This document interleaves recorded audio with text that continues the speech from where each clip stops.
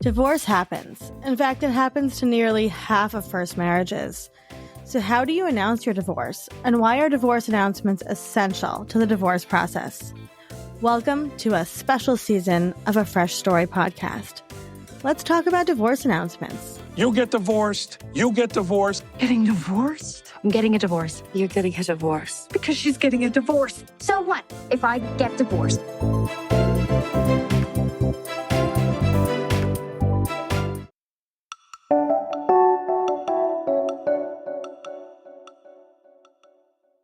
Hello, hello, hello. We're here with Kelly. Kelly, if you could tell us who you are and where you're from and what you do. Hi, Olivia. I'm so excited to be here. I love this podcast so much, and it's been so helpful.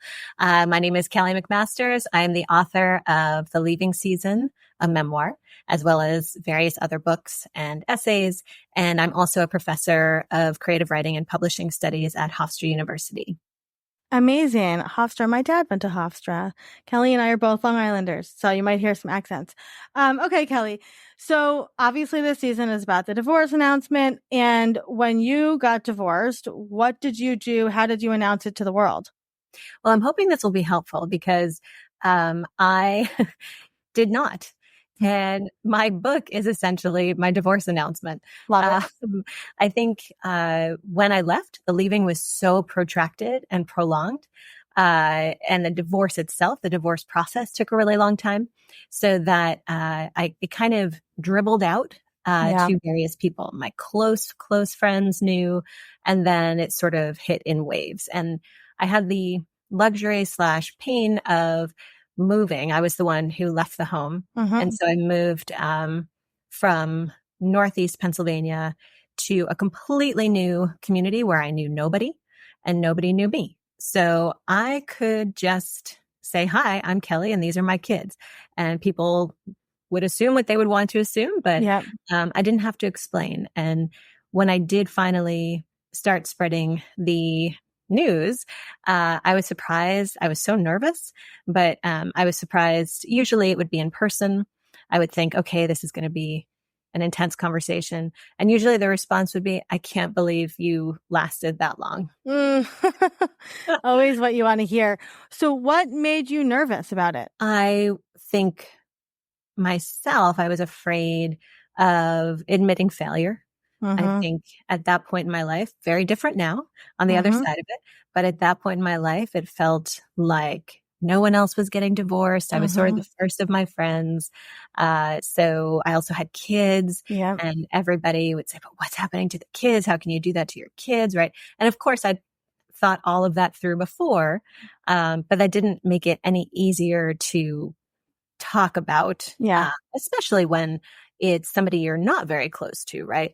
And when you make an announcement like that, you are inviting questions in some ways. So I think some of the most helpful things that I've read have been on your website and through your podcast with the kind of scripts that you give, which I think are so helpful. And I did do that for teachers and things like that. But I wish I'd done that for friends. Yeah. It's tricky because you don't realize how stigmatized divorce is until you go through a divorce, right? And it's funny because as you're talking, I'm thinking, well, we talk so openly about I lost my job or somebody died, right? But then when it comes to divorce, as a writer, why do you think divorce is in that category on its own? Oh, for sure. I think it took me probably writing the book the first 2 times before I hit my final revision to understand, for me personally, it's shame. What part is my fault? What part could I have changed? What part should I have seen coming? What part could I have, marriage is such a fantasy, I think. And we have these fairy tales that we believe. And when they crash into reality, sometimes people can, get down on their hands and knees and work with that partner, and the other partner's willing to do that, and you can make it through. Others just can't. And it's not really usually fault, right? Big believer, and thank God for no fault divorce, especially in New York. The ones. And we have to hold steady to that. But I think the other thing is it shocked me how little I knew and understood about divorce. Yeah.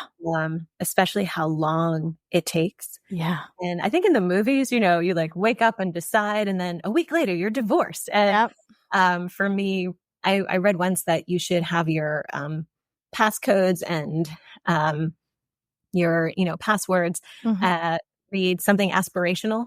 Yep. I've seen that. Yep. Right. Like, if you're saving for a holiday, make your bank passcode like Safari 2027. Yep. And so my passcode for a few things for a long time was the first date that the divorce was supposed to go through. Oh my gosh, I love that. A year and a half later. Yeah. Yep. I was still using that passcode. That's so funny, Kelly. And the date doesn't matter, right? The legality part, I think that is another part that gets wrapped up in divorce. It's all about the heart and the brain, and yet so much pressure is put on the legal, and we need to put put a spotlight on the legal stuff.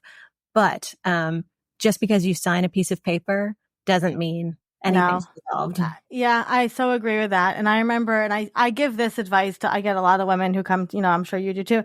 And I tell them, you can table the emotional processing until later, because you need to get through the hard shit, get the legal stuff, get that paperwork signed. Then we'll take care of the rest of you, right? It's almost impossible. Probably it is impossible to do it all at one time. You can't heal until that's settled, right? So where did the idea for the book come from, and how long was that after your divorce? Yeah, sure. So I've been working on the book for about 10 years. I'm an essay writer. And so I had started some essays earlier, even when we were still married. Some of those were happening, and I wound up revising them. But it was really in the midst of the leaving. And that's why it's called the leaving season, because I was so confounded by the process that I needed to take to the page, which is where I process, to understand how I got there, what happened, how do I move on in a healthy way. And I think there's still so much I don't understand, but it was helpful for me to be able to understand my own story so then I could tell it to my kids, and then they can have the freedom to build their own stories without mine overshadowing them. Yeah, I love that, because I talk to so many writers, so many women now are, we're in this season of life that they're getting divorced. Yep. And I get a lot of people, myself included, that I'm like, how do I write about my divorce? Well, I have 2 kids, right? It's like, you don't want to include certain things, right? And because they need to make opinions about the people in their life. And I kind of joke that you need to be able to write about your divorce without writing about your divorce, right? It has to be like, this thing. Like, and I was just actually today editing an essay that I'd written about right after my second son was born, and the postpartum time with my ex-husband, which was not fun. And I didn't include him in the piece, but it was all about him. Right. Yeah. And so as a writer, that's really tricky. Do you have advice for people who are going to be announcing their divorce, whether it is just a text message or a Facebook post, or a writer, listening to this? What would you say? How do you address that? I would say do what you can to keep it as close to the bone as possible. So you don't have to speak for anyone but yourself. You don't have to speak for your partner that you're breaking up with. You don't have to speak for the kids. The kids are so smart, right? Yes. They also don't need a piece of paper to tell them if their parents are married or not. That does not matter. Spoiler alert for anybody listening. Yeah, they figure it out. They know. And I would say just remain respectful, figure out what's important to you and make sure you're following that as a code of conduct. And, a lot of times with my book in particular, people, before it came out, they would say, but your kids might read it. And I would say, yes, I want them to read it. A, they were there. Yep. So they know a lot of it. And B, it's my story. Yeah. And it's not a revenge story. It's from my perspective. So it makes perfect sense to me that your essay would not have him in it. Right. Of course, he's there. It's about him, but he's not in it. Right. And that's, I think, probably the most respectful. You need that critical distance, because that means you're looking at you and you're caring for you. Right. And that's really the only truth that we know. We only know our own truth. And I love that. as long as you can make it as short Yeah. and as true as possible, then you can stand by it. I love that. So why do you think divorce announcements, whatever you use, are so empowering for people? Oh my gosh. Like you said earlier, the stigma is still so alive. I think it's painful to pretend. And probably the most damaging thing I did to myself was pretend it wasn't happening or not share. And isolation is such poison. Other people, once I started talking about it and telling people, other women in particular, whether they'd gone through it or not, that's what got me through. My friends, the older women in my life, especially, and just the people who, whether or not you've been through a divorce, you've been through a breakup, you've experienced loss of some kind, grief, right? Yeah. So everybody can come together and feel that in a compassionate way. And you feel so much less alone. There's so much aloneness in divorce, and it feels like it's you against everyone. And when you have that kind of chorus of friends and support to lean on, it changes everything. And so get it out there.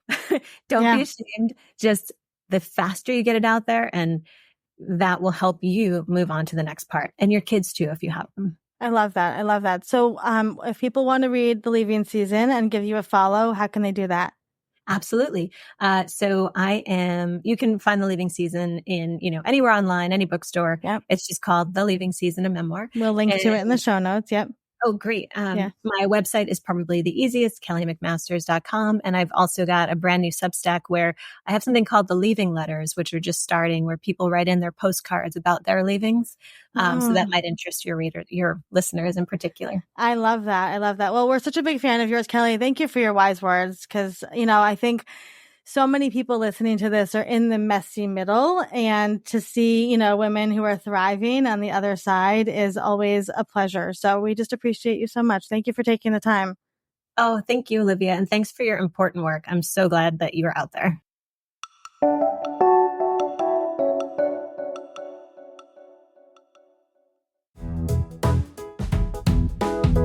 Thank you for listening to today's episode. A Fresh Story podcast is produced by Fresh Starts Registry, the first and only platform for everything you need to begin again, from home items to Hype Team and everything in between. You can learn more and read today's show notes at afreshstory.com.